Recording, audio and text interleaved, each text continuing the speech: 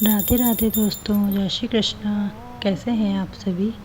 आज मैं आपके साथ लेके आई हूँ निर्जला एकादशी का ब्लॉग, जिसमें मैं आपके साथ शेयर करूँगी कान्हा जी की सेवा पूजा उनकी कैसे मैं करती हूँ। आज सबसे बड़ी एकादशी है निर्जला एकादशी, तो इस दिन जो है ना कान्हा जी की मैं कैसे सेवा करूँगी, कैसे पूजा करूँगी, वो मैं आपके साथ शेयर करूँगी।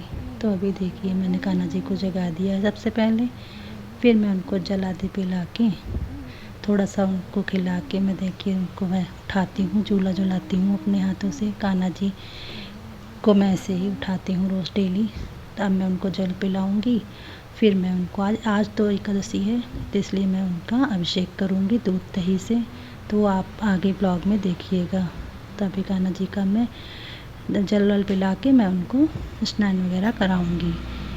तो आज जो है ना निर्जला एकादशी है, ये एकादशी साल की सबसे बड़ी एकादशी होती है।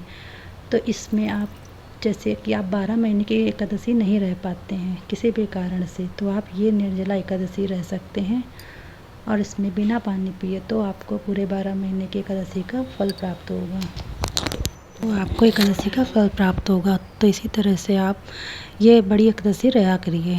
तो आप वैसे तो आप सभी भक्तों को सारी एकादशी का व्रत करना चाहिए, लेकिन अगर आप नहीं कर पाते हैं तो आपको ज़रूर से ये बड़ी बड़ी एकादशी करनी चाहिए। जैसे अभी ये निर्जला एकादशी पड़ी है, एक देवशयनी एकादशी पड़ेगी, फिर देवोत्थानी एकादशी पड़ेगी, तो 4 एक और पड़ती, वो भी मुझे याद नहीं है।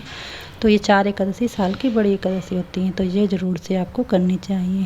तो मैं अभी अपने ठाकुर जी को देख के स्नान वगैरह करवा चुकी हूँ। आज एकादशी है तो उनको मैंने दूध दही जल से अभिषेक किया हुआ है और अब मैं उनको चंदन का लेप लगा रही हूँ। तो चंदन क्योंकि ठंडा होता है और आज तो एकादशी भी है, मैं वैसे तो रोज़ ही करती हूँ, पर आज मैं उनको चंदन से भी लेप करके फिर जब चंदन सूख जाएगा ना तो मैं उनको ये देखिए वस्त्र वगैरह पहनाऊँगी, मैं उनका श्रृंगार करूँगी।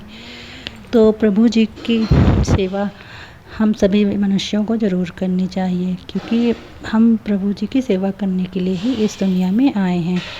पर हम लोग यहाँ के भूल जाते हैं, मोह माया में पड़ के।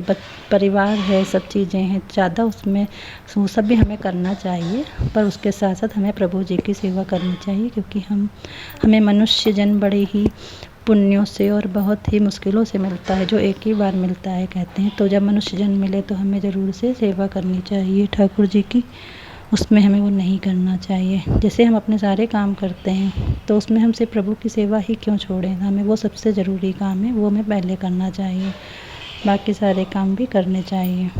तो मुझे तो अपने कन्हैया की सेवा करना बहुत पसंद है। सभी को भी ऐसे ही अपने कान्हा जी की सेवा करनी चाहिए।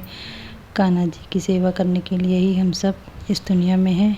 तो प्रभु जी को देखिए अभी मैंने तैयार कर दिया है। तो आज एकादशी है तो मैं कन्हैया जी को आज सीजन के फल जो भी होते हैं, खरबूजा, आम और ठंडी चीज़ें, ये सब चीज़ें भोग लगानी होती हैं। तो देखिए कन्हैया जी अभी तैयार हो गए, तो मैं उनको दर्पण दिखा रही हूँ। तो कन्हैया जी तैयार होने के बाद खुद को देखते हैं कि वो कैसे लग रहे हैं। तो ये सेवा भी हमें ज़रूर करनी चाहिए। तो अभी कन्हैया जी हमारे तैयार हो चुके हैं, खुद को देख भी चुके हैं। तो अब मैं उनको पुष्प वगैरह चढ़ाऊँगी, फिर मैं उनको भोग रखूँगी, आरती करूँगी, जो भी आप आगे देखेंगे। तो मैं ये कह रही थी कि हम सभी को ये पावन जीवन जो भी कान्हा ने हमने दिया है वो ठाकुर जी के चरणों में लगाना चाहिए। इस व्यस्त जीवन से थोड़ा बहुत टाइम निकाल के ज़्यादा से ज़्यादा हरि भजन करना चाहिए, प्रभु का नाम लेना चाहिए, जितना भी हो सके उनकी सेवा करनी चाहिए। तो मैं भी सारे घर के काम अपने करके बच्चों को देखती हूँ, खाना करती हूँ, फिर मैं जॉब पे भी जाती हूँ, पर फिर भी सबसे ज़रूरी काम यही है कि हम अपने कान्हा की सेवा करें। तो लड्डू गोपाल हमारे घर में रहते हैं, वो एक छोटे बाल स्वरूप में हैं, तो मैं उनके पुत्र की तरह सेवा करती हूँ। मैं उनसे सारी बातें अपनी करती हूँ, जो भी मुझे कहना होता है मैं अपने कान्हा से बात करती हूँ, बिल्कुल अपने पुत्र की तरह खिलाती हूँ। और वो मुझसे सारी बातें करते हैं। कभी भी उनको कोई चीज़ पसंद नहीं आती है ना, तो वो ज़रूर ऐसे भाव देते हैं, मुझे पता चल जाता है कि कान्हा को मेरे ये अच्छा लग रहा है और ये नहीं अच्छा लग रहा है। तो आप भी जब अपने कन्हैया की सेवा करते हैं, जो लोग भी, सबको पता है कि कान्हा जी अपनी लीलाएँ दिखाते हैं, वो खुद अपने लिए सारी चीज़ें करते हैं कि मुझे कैसे सेवा करवानी है, वो सब आपको बताते रहते हैं। इसी तरह से मैं भी उनकी सेवा करती हूँ, सारे काम वाम करके सब कुछ अपने प्रभु की छोटी छोटी चीज़ों का ध्यान रखती हूँ, हर चीज़ उनके लिए करती हूँ। तो अभी हमारी आरती वगैरह हो चुकी है।